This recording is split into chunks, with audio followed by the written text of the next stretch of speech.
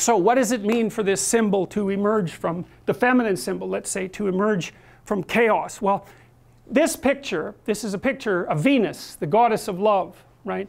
And so I cut this picture out of a larger picture, and it's Venus manifesting herself in a transcendent space, in the sky, in the same way that Christ did in the previous representation. And she has rays coming off her, and there's all these men who are knights kneeling in front of the image. Well, what does that mean? Well, it means that men use the image of female perfection to motivate themselves. And that's exactly right. That's precisely what they do. You see that in the Tom Sawyer story.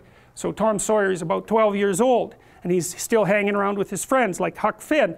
And this girl moves across the street, Becky, and she comes out, and he's struck by her for the first time in his life. Something's changed.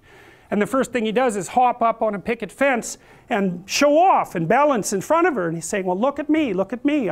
He's like the male bowerbird building something beautiful so the female will approve of it. And it's motivation. You know, and that's something that I think modern women don't really understand about men. They don't understand that, at least to the degree that males are uncorrupted and not bitter because of being rejected, they're doing everything they can to kneel before the eternal image of the feminine and try to make themselves worthy. That's the chivalry story, right? That's what you should encourage in your partner.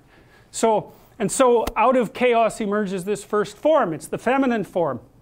It's partly the form that represents novelty as such. So, and on one hand it's promise, on the other hand it's threat. That you wouldn't believe, and I don't know, because I don't understand the situation with women as well as I understand the situation with men, obviously, being a man. But I don't know if women have any idea how paralyzing they are to, especially young men. A very large number of my clinical clients, but also young men I've talked to in general, are absolutely terrified of women because they're terrified of being rejected.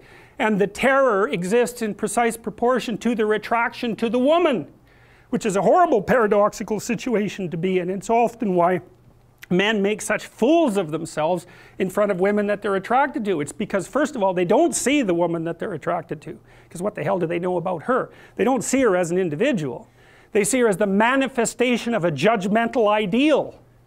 And then it's only in establishing the relationship with the actual woman that they can start differentiating between the judgmental ideal and the actual individual woman. And that also requires a sacrifice.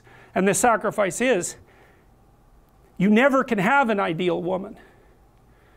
So to have a relationship with any woman, you have to sacrifice the relationship with the ideal woman. And you have to see the individual woman and separate her from the ideal. And that's the same thing that happens to the hero in Sleeping Beauty, right? He sees the evil queen who actually turns into the dragon of chaos.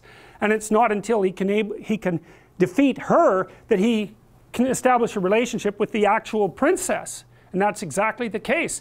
I had one of my clients who ran this men's group, which was quite interesting. One of the things they had the initiates do, which was very intelligent, was to go out and ask 50 women in one day for their phone numbers. Why? Politely, properly, you know. It was a game, but it wasn't a stupid game.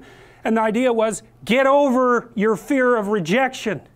And how do you do that? By encountering it continually and continually and continually, so that you're no longer paralyzed by this.